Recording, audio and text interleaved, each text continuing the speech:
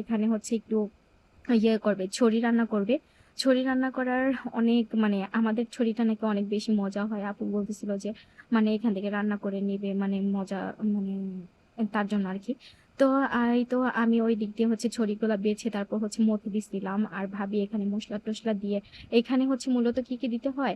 এখানে চিংড়ি মাছ দিছিলাম। তারপর হচ্ছে ছড়ির জন্য আ রসুন বাটা দিচ্ছি। তারপর এগুলা দিয়ে কষাইয়া তারপর হচ্ছে আর হলুদ মরিচের গুঁড়া কষাইয়া দিলেই হবে। আর পরে হচ্ছে তেঁতুলের টক দিব। আর এই তো ছিটা রুটি রান্না মানে বানানো হইতেছিল। কারণ সবকিছু একটা, একটা করে আ ভাবি কষায় দিতেছিল। আর আমি হচ্ছে মানে ওই চুলাতে নিয়ে বসাইতেছিলাম পাশের বাড়িতে। কি করব? মানে এত কিছু সিলিন্ডারে করা মানে অনেক বেশি ইয়ে হয়ে যায়। আর আপু আসলে হচ্ছে আমাদের একটু যেহেতু রান্না-বান্না একটু বেশি লাগে তার জন্য আরকি ওইখানে যেয়ে করা। আর এই তো এক, এক করে করতেছিল আর এত সুন্দর হইতেছিল। ভাবি আবার সকালবেলা উঠেই হচ্ছে ছিটা রুটি মানে গুঁড়ি হচ্ছে ভিজা রাখছিল। তারপর হচ্ছে একটু মানে বেটে নিছে। আর আমি কিন্তু ফোন ওই পাশে নিয়ে তারপর দেখাইতেছিলাম যে ছড়িটা এত সুন্দর ঘন হইছে।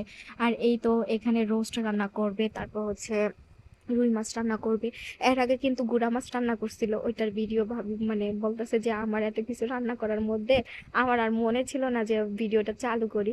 এই তো এখন হচ্ছে রোস্ট রান্না করবে। তো রোস্ট রান্না করার জন্য পেঁয়াজগুলা ভেজে নিতেছিল।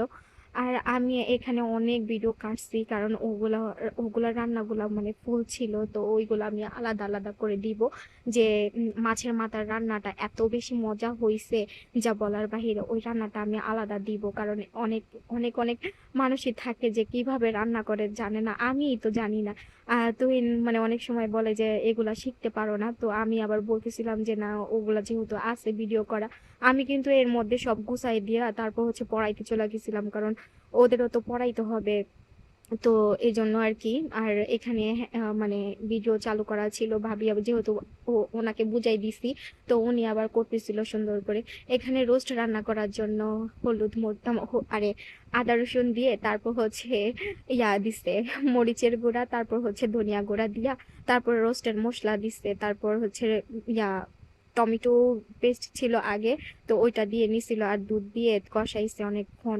আরে তারপর রোস্ট দিয়ে তারপর লেবু দিয়ে চিপে নিছে।